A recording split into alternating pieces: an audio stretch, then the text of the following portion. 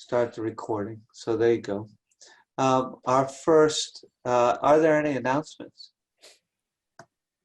I don't have any. Our first order. Oh, wait, I got one. Yes, please. Most of you probably already know, but Bristol Road opened back up today. Nice. I did know that. John, have you put it on the website or anything? Yeah, it's on our website, on the Facebook page, and I submitted one to Front Porch Forum. I don't know if it made tonight's or not. Good. Yes, it did. All right. It was on Front Porch Forum. Great. Thank you very much, Okay. John. So our first order of business then is to approve the minutes of our last meeting. Let's see, I can bring those up. There we go. And we have enough members here to vote on that. I don't know, have you guys had a chance to read it and review it? I did. I did. Okay. Then I would entertain a motion to approve as written. This is John. I'll move to approve the minutes of the September 14th Select Board meeting as written. I second that. Excellent. Is there any discussion? All those in favor, please indicate by saying aye. Aye. Aye. Aye. And opposed, and announcements, and abstentions. Thank you. Warrants. Let's see. We have a number of warrants. Let's do them in order, I guess. You get the one, he just sent one out I late did. afternoon or evening? I did. I really needed him to send that out, and I was sort of beating down the door to make sure he sent it out. The first one is the AP accounts payable warrant 00924 for $48,656.94. Yeah, I move to approve the warrant for 00924.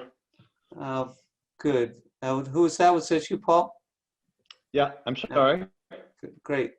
I'll second. Great. Is there any discussion? It's not much there. That's just that note for the dump truck. Wonder how close. We're probably getting pretty close to finishing that one out. In any case, all those in favor of approving accounts payable warrant 00924 in the amount of $48,656.94, please indicate by saying aye. Aye. Aye. And opposed and abstentions. Great. Our next one is oh,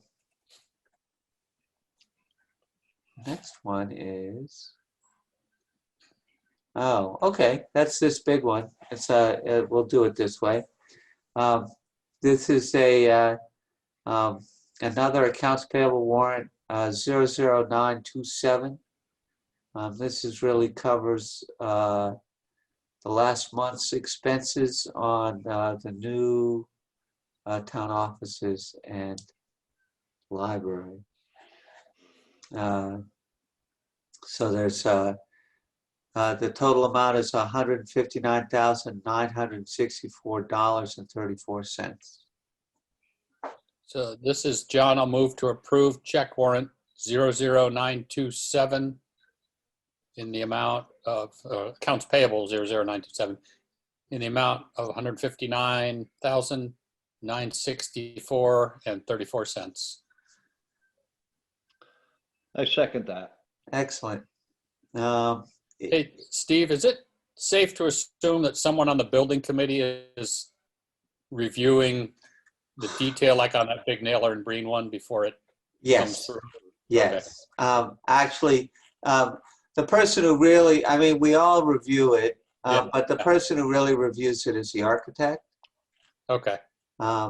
this is, let's see, there must be a way to view rotate. Well, no, and yes, we see the schedule based on budget, and that's the only thing I've been looking at is schedule of completion based on budget and the requisition for the for the monies asked for that. And it looks good. I mean, I think that they've got a good approach to this. Yeah, we have not yet submitted one of these to the, to the bond folks. I think that they will accept this as an invoice to the town. I don't think they want to see each and every little invoice that has been coming to Naylor and Green, but we will see.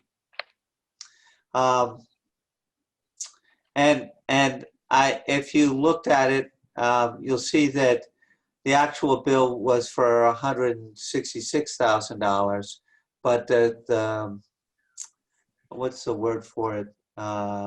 Retainage. Retainage. Just so. Thank you very much. Yeah. So there's retainage that so the amount was 156.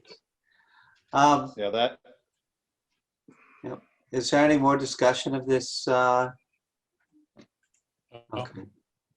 Let's see, counterclockwise. There we go. All right.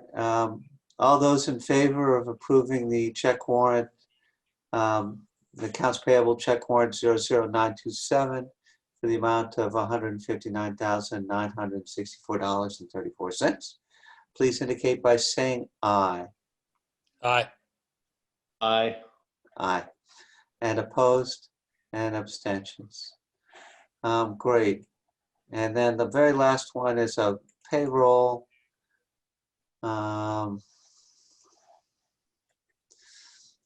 Payroll warrant 00928 for the amount of $10,233.81. I move to approve check warrant report 00928 for $10,233.81. Excellent. Second. Thank you, John. Is there any discussion? All those in favor, please indicate by saying aye. Aye. Aye. Aye.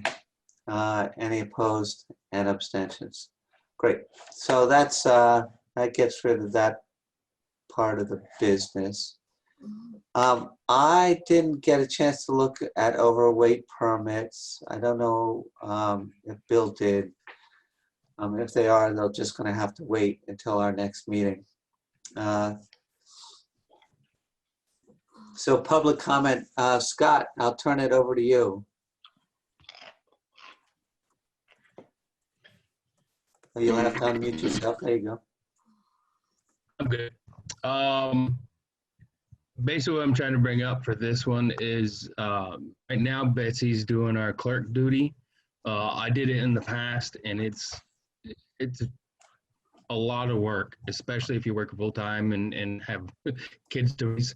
So what we're trying to do is the possibility of adding this to zoning administrator's duties in the future, because I don't think you could do it under the current contract because you would have to redo it. The only reason I say that is because there are some towns like Starksboro that the zoning administrator is the one who does all the notifications and writings and findings of facts and stuff. If we can't do that, then we need to look to find somebody else who can do it, because after March, Betsy's no longer going to do it, and we don't have anybody on the board that is willing to. And then, I mean, we haven't started our budget process yet, but have you guys run the numbers? I mean, how much money, extra money to your budget to make that happen? Or I guess it's already in your budget. Yeah. Because, and we've been paying Betsy to do it, but we're probably going to need to pay a little more than what with a pittance that we give Betsy. It's not terrible. No. You can move that money. Do we know that Chris has the time to do that? We don't. I mean, and that's the other piece. Yeah, I'm sure that Chris is, I mean, I'm not sure. I suspect that Chris is not going to be interested. However, it's a way,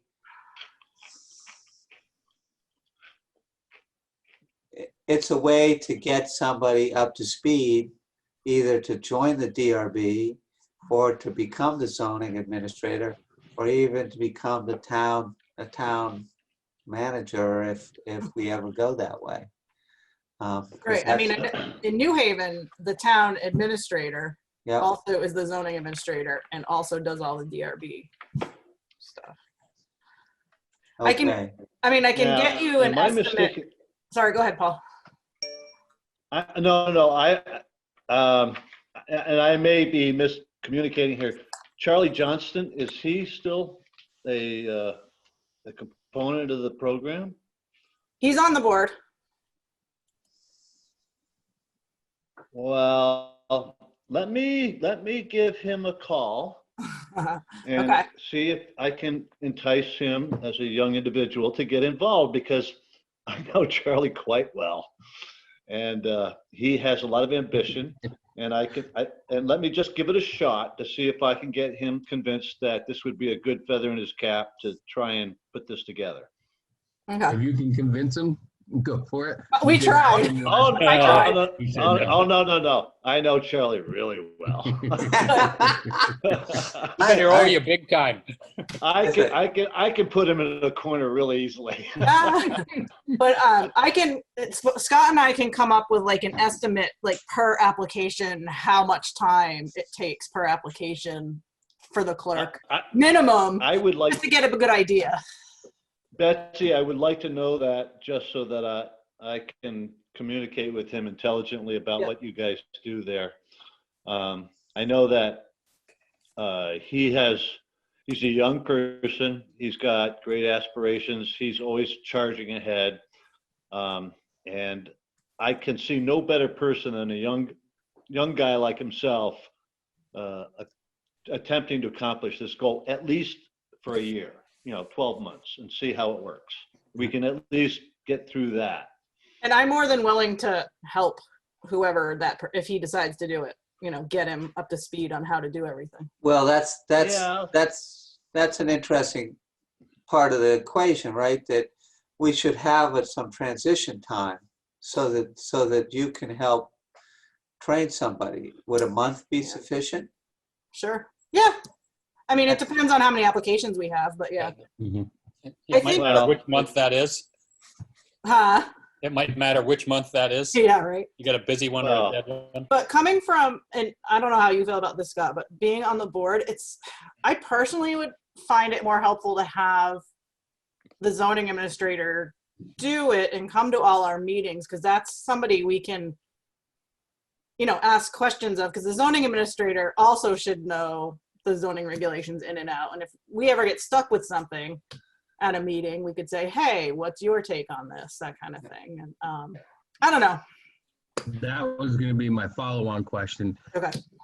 With Ken was Ken, but he was at every DRB meeting. So if there was questions or issues, he was there to answer them.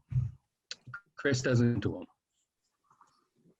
And I don't know if that's something that is in the contract that he attends those or anything, but it definitely is a benefit to have the zoning administrator there, especially if there's an issue with something that was presented to us that maybe we didn't feel needed to come to us, and we could talk to him about it. Well, we can ask the zoning administrator to attend more of your DRB meetings. That's a pretty easy ask. This last meeting we had, it would have been helpful to have him there as an example. The real question is, he does this for, is it 2 towns or 3 towns? 3, I believe. Well, yeah, I don't know. He does it for Waltham as well. Oh, Waltham. Bristol. Okay. So it's Bristol, Waltham, and us. Yeah. All right. But well, yeah.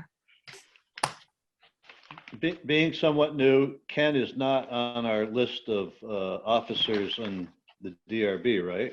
No, Ken was the zoning administrator. Zoning administrator. Yeah, okay, that's fine. I just, it's first I've heard his name, so I apologize. I just don't know him. Yeah, Chris replaced him, was it 2 years ago? Yes, I Three, I believe think. 2.5. It'll be 3 and soon. Yeah. it'll be 3 in March. Okay. Yeah. All right, thank you. You bet.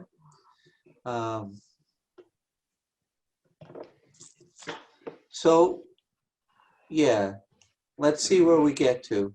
I would, but I'm sorry, Stephen, to interrupt, but No, Betsy, please. please, I would love, I really, and I'm not joking, I would love to approach Charlie Johnston to Yeah.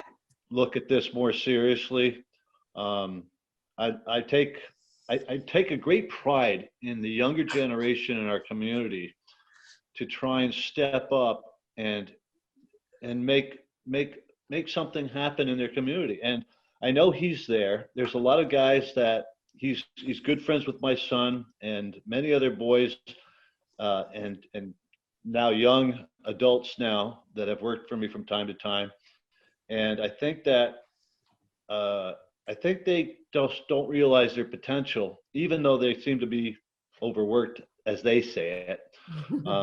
I think I'd like to give it a stab, though, and I would like to know what it entails, so I can talk to him intelligently about it. Sure, I'm okay with that. I mean, Scott, are you Yep. okay with that? And if not, I think you should plan on probably advertising this in the December timeframe or something like that. Excellent. Yes. Right. So that we So can can find, we? So that was another question. Can we as a DRB hire somebody just to be the clerk that's not on the board? yes. Okay. Yeah. I mean, you can hire somebody to be the clerk. You can do within bounds, of course, Right. anything that's within your budget. Yeah. If you're going to go wildly out of your budget, you really should come back and talk to us, so that we can be knowledgeable about it. But that's it. So I think it's already in your budget. You already have a DRB clerk budget. So yeah, you can hire somebody. Much the same way the town clerk hires the assistant town clerk. Okay. We as you know, the DRB is a place where a lot of quasi-judicial hearings take place, a lot of legal decisions are made. So it needs to be somebody who is very particular about the facts. Good. Ann Miller has joined us. Ann, are you there? Can you hear us? Yes, I can hear you. Okay. Did you come for a public comment? No, I'm observing, Oh, okay, great. watching my town officers at work. Excellent. Such as they are. And actually, Scott, if you want to stick around a little bit, we're going to talk about something that may be of interest to the DRB. It's the second thing under new business. Okay.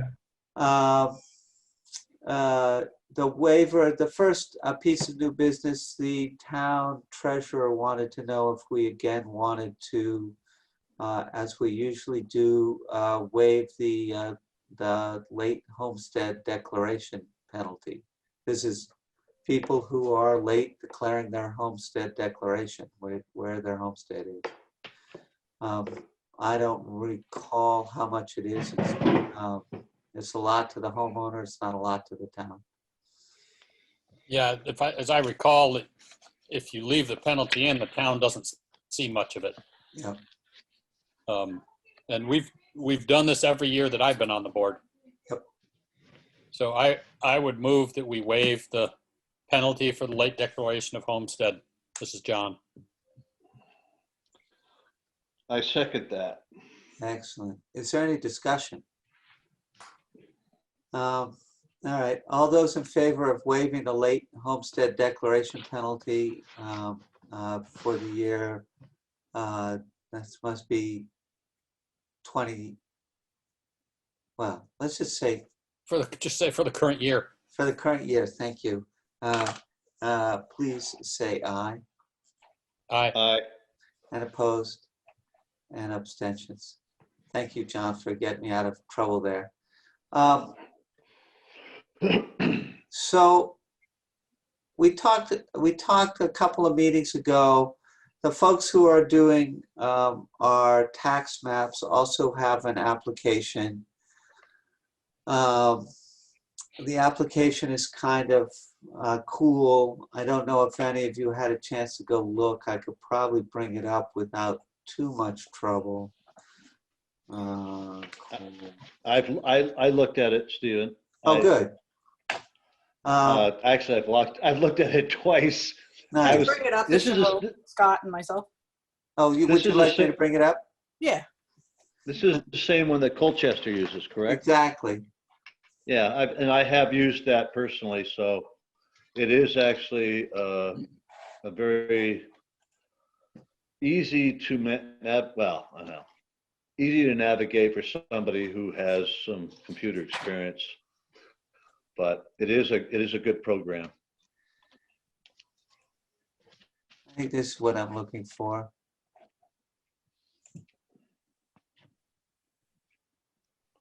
Let's see, this looks like it.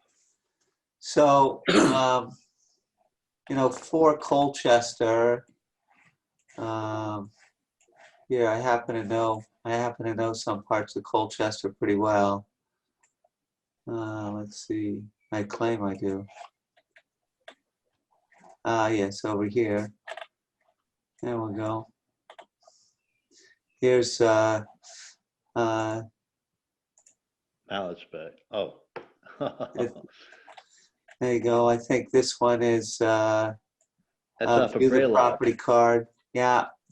Oh, but anyway, so you can see that for any given property, you can easily bring up the, yeah, this is something I don't, just don't allow, go away. So you can also like turn on the layers, so you can turn on contour maps. Sewer service isn't very You interesting. can turn on zoning districts, it looks like. Exactly. Awesome. So floodplain zoning districts. That would be awesome. So yeah. I'm sorry to interrupt. No, please. One of the great things about this is that if you look at Mallett's Bay, if you're looking on the map here on the left third of your screen, there's a point there on the north side. And my mother's property was located there, and there was no actual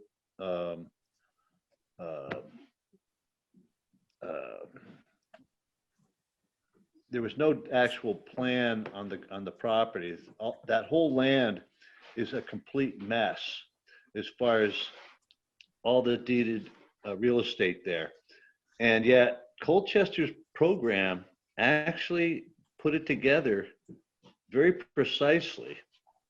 Now, the only thing that I'm concerned about with their programming is how much input we have to use to get our current town to be as clear as Colchester is, because as they say, you know, garbage in, garbage out. If you don't put in the correct details, you know, it's really hard to define exactly what it is you're going to get out of this unless somebody inputs all this stuff into this program. Yeah. So that's the only thing I'm not familiar with, and I wasn't clear about when I looked at their contract with us. Yeah. So we have, you know, the input to this really is the shape files that, you know, were generated by Kevin Beam, who, by the way, is leaving Addison County Regional Planning. He's going to retire, and they'll get another GIS person. But in any case, he gives us those maps in a digital form, and we would just ship them right over. They would become a layer like many of these other layers, you know, the floodplain, the zoning maps.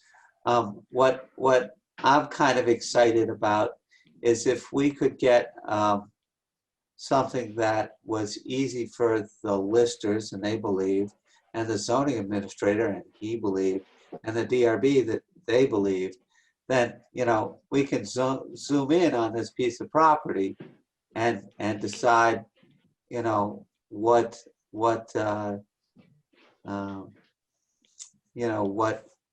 zoning district it's in, how much is it in. We could probably, you know, start talking, you know, so anyway, so the deal is that I put in for a grant for $6,000. $3,000 covers our startup, and then it would cost us $3,000 a year maintenance to do that. I don't know. So that's the scoop. So There's a lot Stephen, more. do we have, I'm sorry. I'm sorry. Trying to partially answer Paul's question, that nobody is manually having to input mass amounts of data. We get a new subdivision, somebody will have to input that, but so the data will be neither more nor less accurate than the data we already have. It's just that it'll be available online rather than on paper to us. Okay, no, that's cool. What I guess what I was asking is, or my next question was, now I forgot. No, sorry. No, it's all right.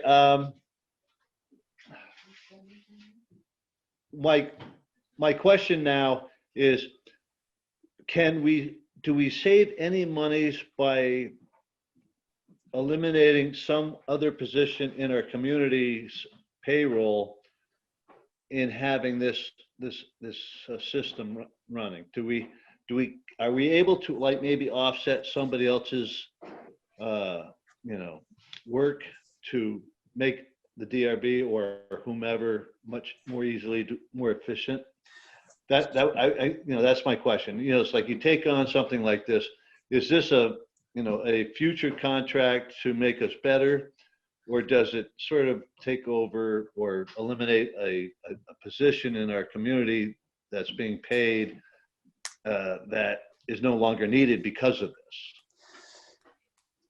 So I'll start and say, you know, the basis for me asking for the grant. Right now, town hall is closed unless you knock on the door or have an appointment.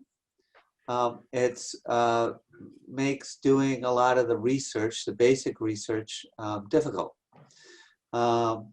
This would, and so what this would do is make both the listers and the town clerk, it would offload some of the more mundane questions that they get.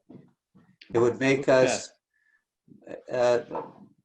so, right, it was a COVID-19 grant, you know, that I applied for, basically. Right. I'm asking a question from the perspective of somebody in our community who may not be here watching this, who might be interested in that same conversation. Is what value do we get out of this if we're going to increase our budget by this X number of dollars per year for the service? And, you know, that's pretty much that's the way I was approaching it. Sure. No, that's great. And I think that's right. I mean, is this worth? Yeah. Is improving the access and being more transparent about both our zoning districts and our, our listers material and our parcels, is that worth $3,000 a year? Because that's really what we're asking. Right. I personally know this has value because I've worked with it before, and it is very, very effective. And I'm not taking a negative viewpoint on it at all. But again, trying to find all the corners that someone else in our community might have an issue with. That's it. Sure. So Steve, is this part of what this is covering is what we're already paying Russell Graphics to do. So, They're just not as nicely presented or not available online. No, Or no, this is a lot completely in better. addition to that. yeah, so Russell, oh, yeah, right. I'm not even Russell sure if it's Russell Graphics. Graphics anymore. Russell Graphics was producing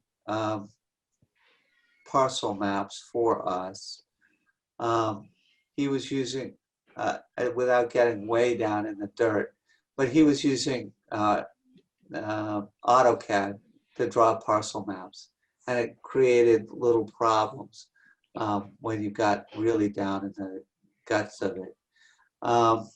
These So guys, my question wasn't so much on the details of how it works, but is some of this $3,000 a year cost offset by the fact that we're no longer paying Russell Graphics to do what they did?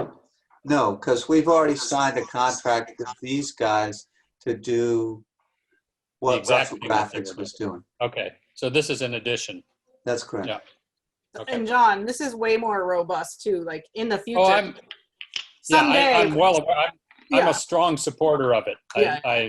I just wasn't sure if this thing was the whole package or if we'd already done the Russell Graphics part of the package. someday down the future, if we have unlimited funds, and I suspect Colchester is doing this, is we could digitize all our records and they could be tied into there, and you just click on that parcel and everything would be there.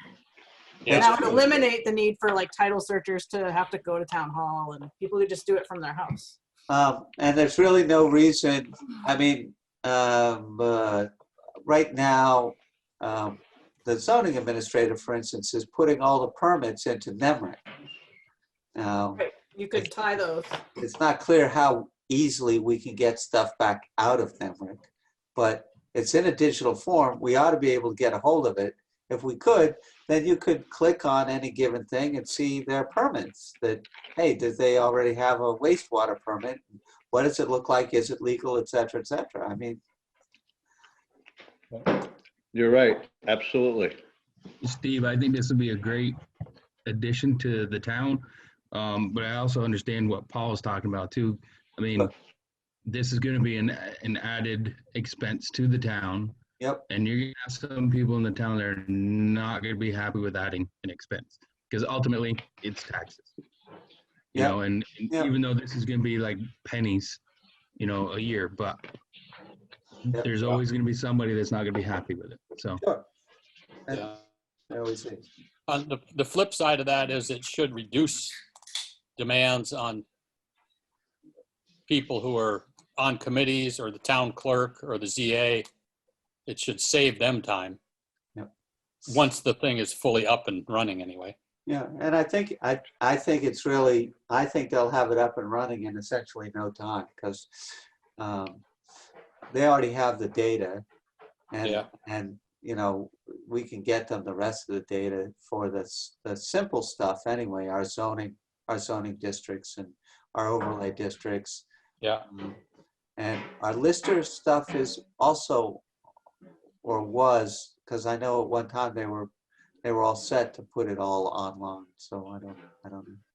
Anyway. No, yeah, exactly. I mean, it's very hard to sometimes explain to people that the efficiency of computerized systems has a value, but most of them will not see that personally. But the thing I would explain to them is I said, well, maybe you won't, but maybe when you have to sell your house because of whatever goes on, your kids will have an easier time dealing with, the legal ramifications of selling the property based on all the information that's really easy to access, and they don't have to get charged for the person going into town hall and accessing all these crazy records, which is part of our program now. And that is a hard sell to a lot of folks in the community, but I totally support it. But again, it's always going to be one of those things that you have to sort of walk back on and try and explain to everybody why we're asking for this money. That's all. Yep. I don't see this eliminating a position that we have. I do see it, at the very least, slowing the rate of increased demand for people's hours. like Scott, I'm betting you're spending more hours per year than the first year you did when you were on the DRB.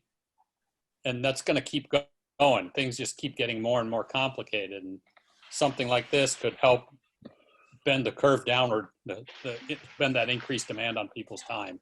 If you don't do this, you're going to be spending more in people's time. Totally In any agree. case, so we beat this horse to death a little bit. Um, so I would entertain a motion to approve the contract. I mean, we could see how it goes after a year, and if we're not happy or if we get a lot of pushback. Yeah. Well, if you can put the thing back up with the name on it, I'd be happy to make a motion. I just can't remember the name of the company. I will, let me get rid of this stuff. Just GIS. Remember, I have to be smarted. We have a, this is, let me bring up that contract because I have it. Keep floating things around. Here is, I thought the contract was pretty reasonable, actually. So, I mean, you could actually, it was a 1-year contract. it is a 1-year contract.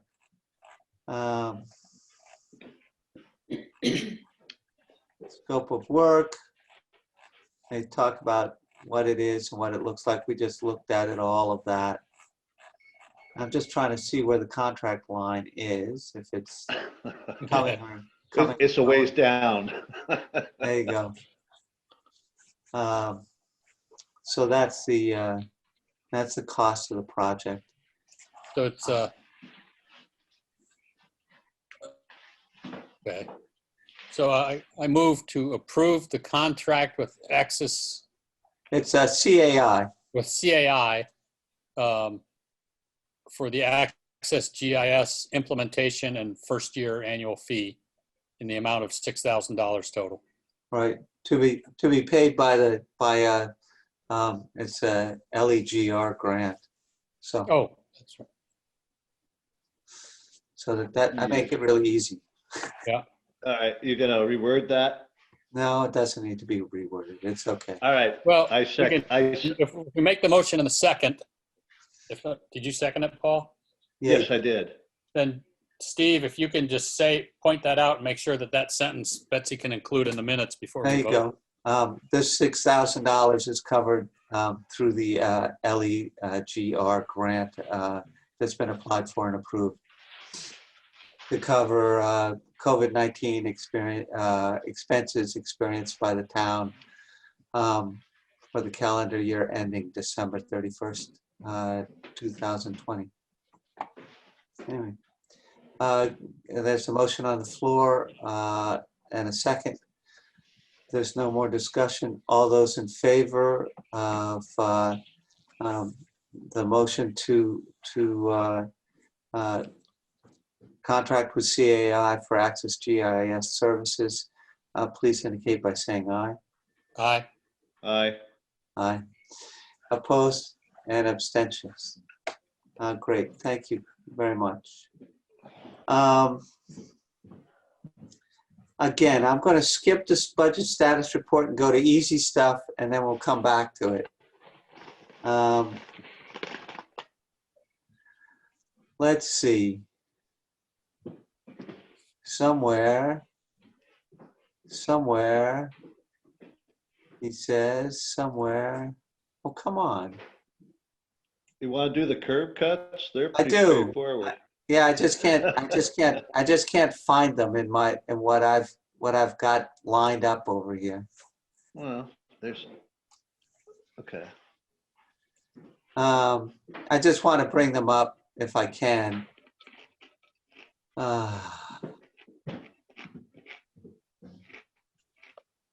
And searching for stuff is such a pain in the neck.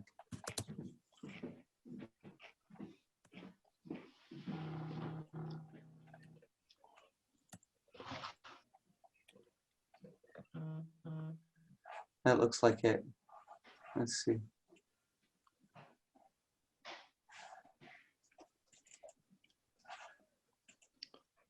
Survey says Well, Nope. if you need to, I could put the applications in front of my screen here for you. That'd be great.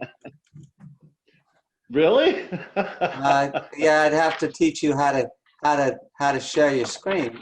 No, he's got the You've paper. enabled it. All you got to do is, Now That's, you just have to, Yeah. now you just have to, somebody found the hotel. oh, I see what you've really got the application. I had no idea. All right. Thank you very much. All right. Let's take the first one, the Terry Hoteling curb cut. I think we discussed this quite a bit at our last meeting. I'd like to make some clarifications. Please.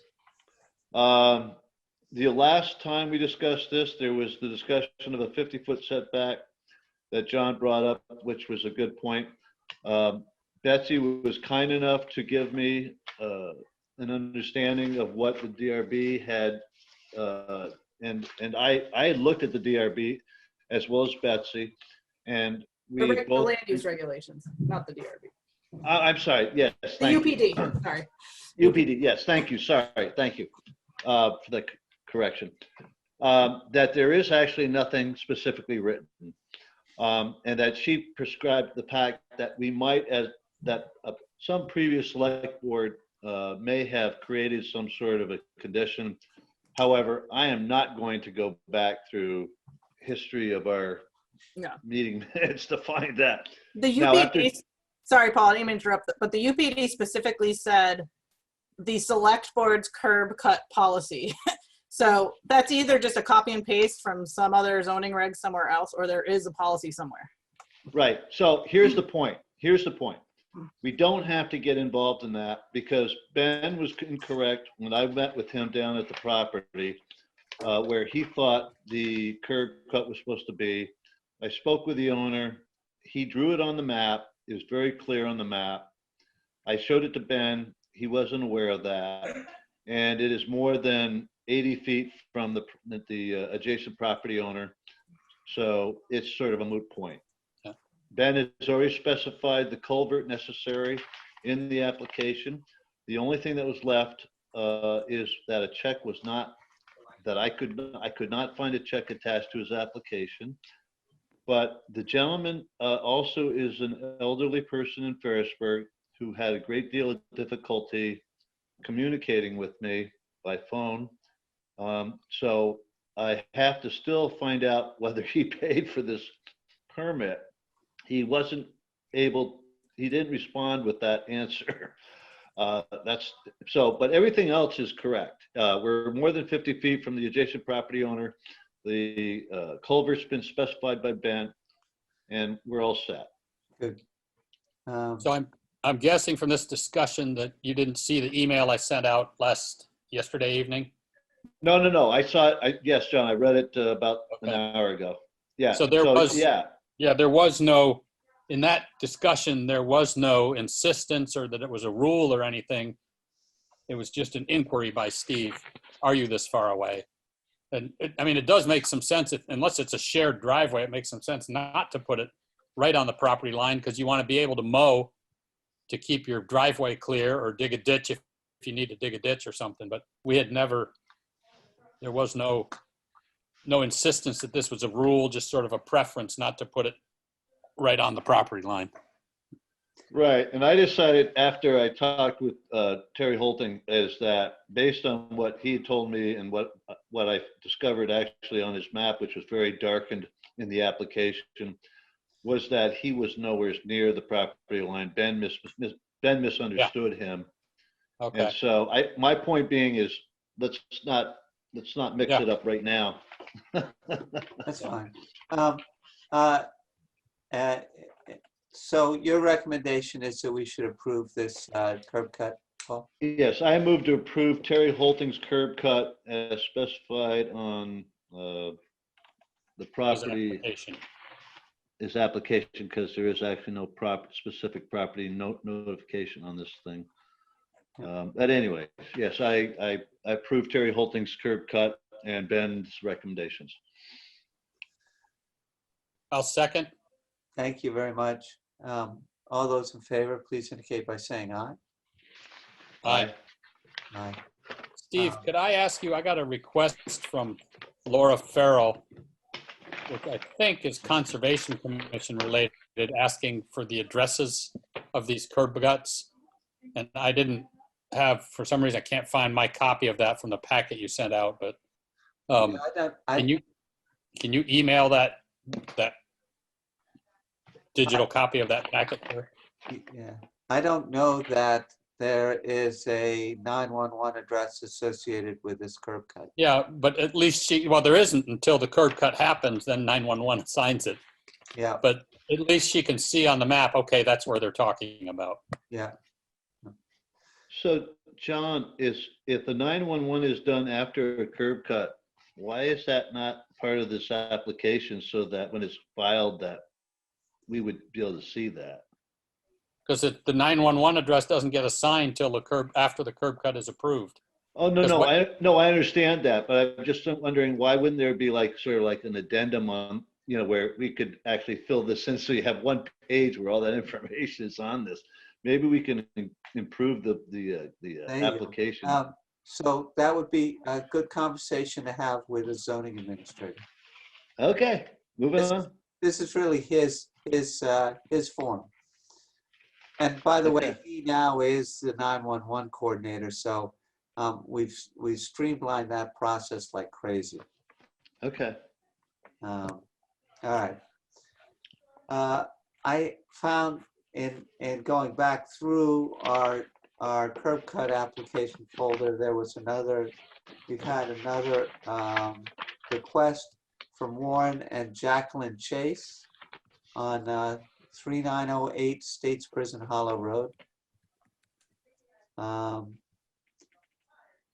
This was, Ben took a look on the 1st of September, said it was fine.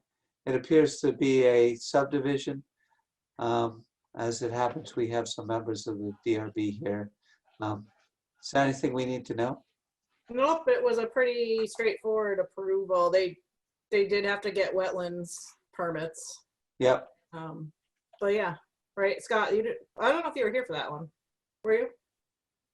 Oh, he's muted. But yeah, it was pretty straightforward. Okay. And I believe is the driveway right across from the right near Town. the recycling center. Yeah, it's right across from there. Is it right across? Yeah. Okay. No kidding. But it's marked. It looks good. I went down and looked at that too while I was looking at the other one. Perfect. And it's all according to the plan, so it's really straightforward. All right. Would you? I move to approve Warren and Jacqueline Chase's curb cut on 3905 States Prison Hollow Road in Bristol, Moncton, Vermont. Good. That'll do. Is there a second? Second. Thank you. Any discussion? All in favor, please indicate by saying aye. Aye. Aye. Opposed? And abstentions. Okie dokie.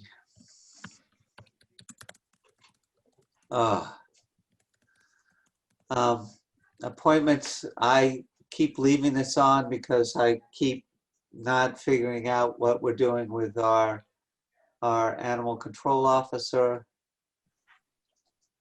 I don't know how to deal with that. I know. I have the same sigh. I don't need to do it right now, but I've actually received, Jane, we received a call about the missing cat that may have been seen in Front Porch Forum. And the cat was found and held, and if I wasn't so allergic to cats, I was going to go over and get it, but I do think I don't have any problems managing some situations during the interim until we find somebody. no. I just trying to figure out, I'm actually having to find a way that we can connect. I understand how we put these animals in a shelter during that time period before, because this is going to be a problem. I see it all the time in Front Porch Forum, and And, you know, people just tend to lose their animals frequently. So I will try and take a stab at it in the interim, but I make no promises of committing to it. I've already sent the word out that I told people, I said, you know, you can contact me and I'll do the best I can to act in the interim, but that is the most I can do. No, I don't think I was asking for that, Paul. I mean, I appreciate it. No, And no, but we have to do something. we do. It's kind of a problem. We do. So currently, Melanie Pizer still gets the calls. I think because either she still has a cell phone or she's wired up that cell phone so it calls her cell phone. So she's still helping the town in that way. But we need to find somebody because the real animal control officer becomes a, what's the word of the phrasing of art is he's an agent of the court. Citations. I'm sorry? So they can issue citations and stuff. Exactly. So they can issue citations and stuff. And it's a big deal, and it's somebody, we want to find somebody who's going to do it for us for a long time. Maybe we can, you know, we might, during COVID, the cycles have been a lot less because there's a lot of people who are home more than they have been. So we'll see. Steve, I have a question. Sure. Is this a job that other towns we could like regionalize with, like Starksboro? Well, we've tried in the past. Harrisburg, or I'm willing to try again. just a suggestion. No, yeah, we tried. There was really a great guy over in New Haven who said, sure, I'll deal with it all except that one guy that you're having problems with right at the moment. And, you know, if he was willing to do that, I would, if he wanted to make me deputy for that one guy. Yeah, I yeah, know but him, and I just need him to actually sign a citation or something if it was there or something. yeah. I reached out to him again, and he said, "No, I'm retiring. I'm Okay. not doing anything like Bummer. that." The North Pond Road reclassification, I also have a sigh on. I'm having trouble moving forward on this. It's one of the things that keeps dropping off the end of my queue. At least partially right now is because there's at least one of those parcels that has changed hands, and I have to go in and talk to, hopefully Sharon knows who it is. I know Bill Martin does, but Bill's, you know, just undergone surgery, so I'm not going to bother him. I'm just telling you, it keeps dragging out. New town offices and library status. What do I have for you? We're just about to pour the slab. We have a construction permit for the water, the water, which is great. It's been quite a hassle. Basically, what's going to happen is that water will come from the well to a 300-gallon storage tank outside, buried outside of town hall, and then will be pumped either back to the church or to the town offices, depending on where the call for water is coming from. That's the best we could do without interfering with the church. We really didn't want to go in and make any changes to their infrastructure at all.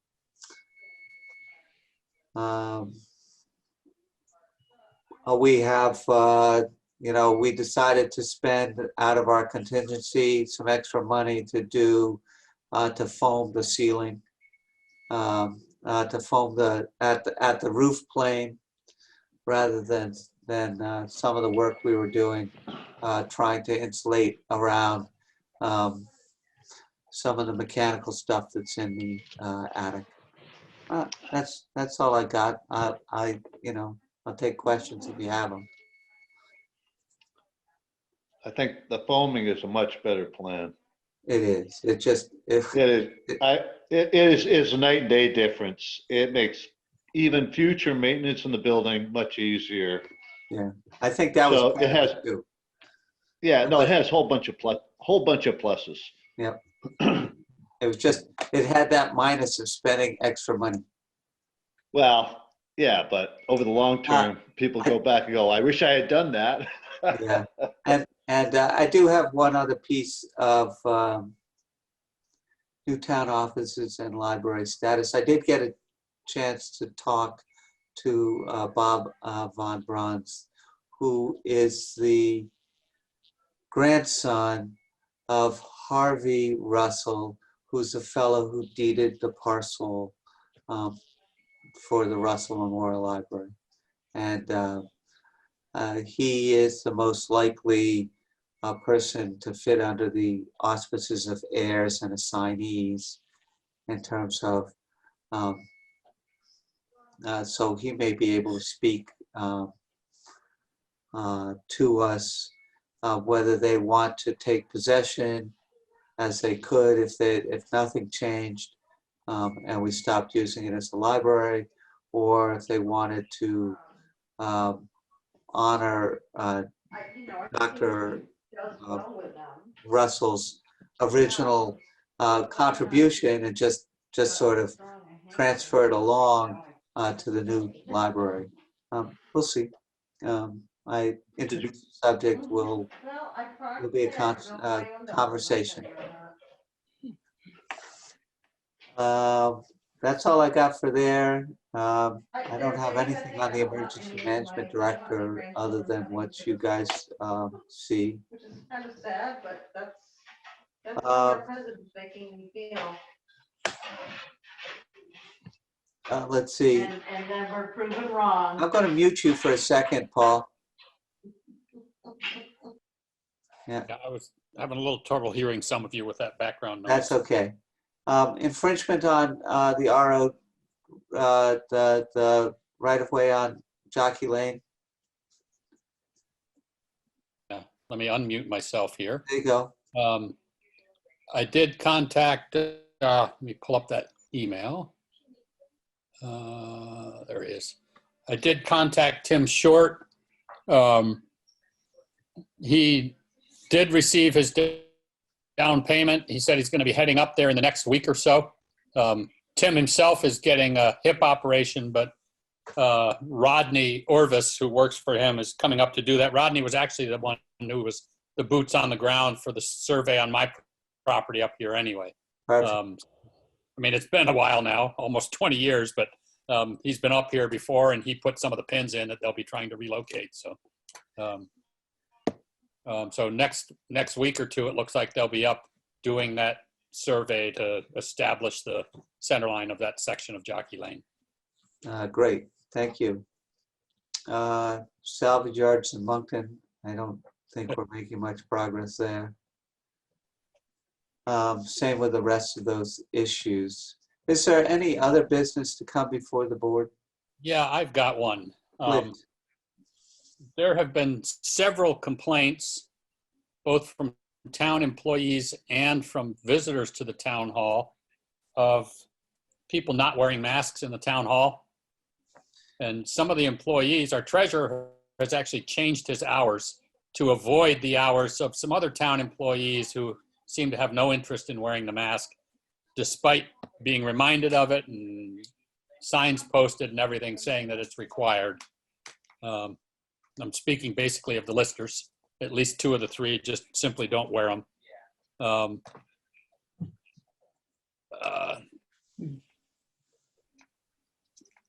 treasurer and our town clerk are basically getting a little fed up with this because they have to be there. Yeah. And they would like to see the select boards take some steps to enforce the policy. So I did call VLCT and ask them, you know, what's involved, it's a municipal building, municipal employee. They're elected, not appointed. So there's some limited options there. And even if they were appointed, I'm not sure if we were to say, do it or get out, that they wouldn't just get out and we'd be left with no listers. So the woman that I was referred to there said that they do have a free up to 3 hours legal counseling, and they have somebody that is very well versed in this stuff that would be happy to talk to us. She felt strongly that that the town needs to do something to enforce those policies.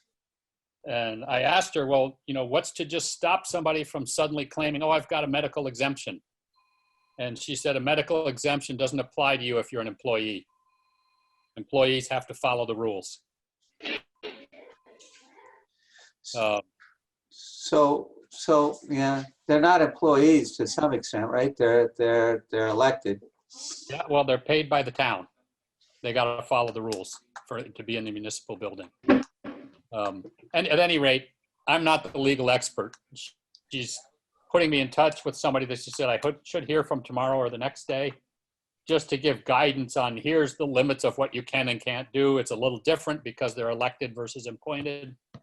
But she said, you do have a responsibility of keeping employees safe and enforcing our own rules plus the governor's mandate in a town building. I'm not sure, I'm happy to be the contact. It may be that Mary Kate is better suited at being this contact with this person. So I was thinking when I hear from them, I would talk to Mary Kate and say, do you want to handle this or would you prefer me? But at least I think we ought to talk and find out what our responsibilities and obligations are and also what our options are. Sounds great. And thank you for doing that back. I guess I hadn't realized that that was going on. Okay, thank you, Paul. Actually, I can reach out to the particular person that's being questioned. I'm very aware of all of this. I hear it quite a bit. And it kind of surprised me. And I think really our responsibility is to perhaps, if somebody is going to be asked to do something correctly based on their employment, I think the select board has a responsibility to, as a group, if we all agree, to ask that person to abide by our rules. And we can do it in a very courteous way, one-on-one if we want, but in the end, we still have responsibility to make sure that everybody who works for us is safe. And as a select board, we have a responsibility to tell that particular person who's not meeting the rules to either change those behaviors or do something else, because that's our responsibility. Yeah, I can tell you that there are 2 people in question and that they've already been suggested to them on multiple occasions. No, yeah, and John, I know what you're talking about. At this point, it's not a matter of them not being aware of it. And I guess I'm thinking it would be better for us to know that these people have, they've heard these kinds of issues before, they've dealt with them before. It would be better for us to have that conversation with the expert that VLCT is referring us to before we but isn't the go select down a board road need to, that might involve some more formal statement to them. no, but I mean, I have no wouldn't it be- problem if you're in there anyway and you see them not wearing a mask, somebody should say something to them. I'm one of the ones who said something to them when I went in there. No. I understand what you're saying, John. I totally appreciate everything. I was just thinking maybe perhaps we need to make a formal statement that says you need to follow the rules that have been made very clear, and then then let them make a decision and then bring in, from a VLCT and get them on the board. I just think you still have to give them warning before you do something like that. I'm not saying we're going to jump right into disciplinary action. I'm just saying we need to talk to them because, for instance, I had no idea before I talked to the woman today that there is no medical exemption.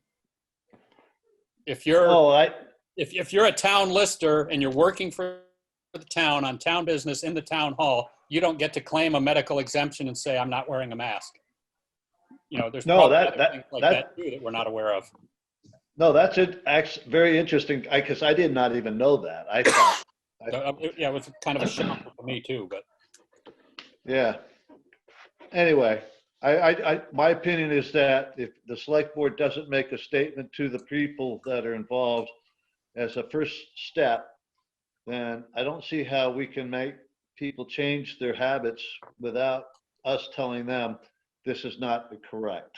And then whatever takes place after that would be a natural step in progressing through a correction. I agree with that, except that I think before the select board makes that step, we should have the conversation with VLCT because we really don't know the rules. Yeah. All right. Or what the options are. All I'm right. not saying that our first conversation No. has to be coming down hard. Our first conversation should be, hey, this is just the select board telling you you need to follow the rules like everybody else. Let's wear your masks, guys. Right. But Yeah. it's like, Exactly. But before we get too far into that, we should know exactly what the rules are. Had I had that conversation with them before my conversation with VLCT today, one of them could have said, well, I can't wear one for medical reasons, and that would have been the end of the story. and to be honest, it's such a, we're not, they work for the town, but they're an elected official. So I never, and maybe I've always erred on the wrong side on this, but I'm not their boss, right? Yes, but that's not the relationship we have. Yeah, her point was the fact that they're an elected official does not entitle them to ignore the governor's mandate. So I think it's worth, and she said, yes, there are more complications because they're elected rather than appointed. But there is still an obligation on the part of the select board to enforce the rules. And that's why she suggested that you need to talk to this guy and he can give you better guidance on how to approach them.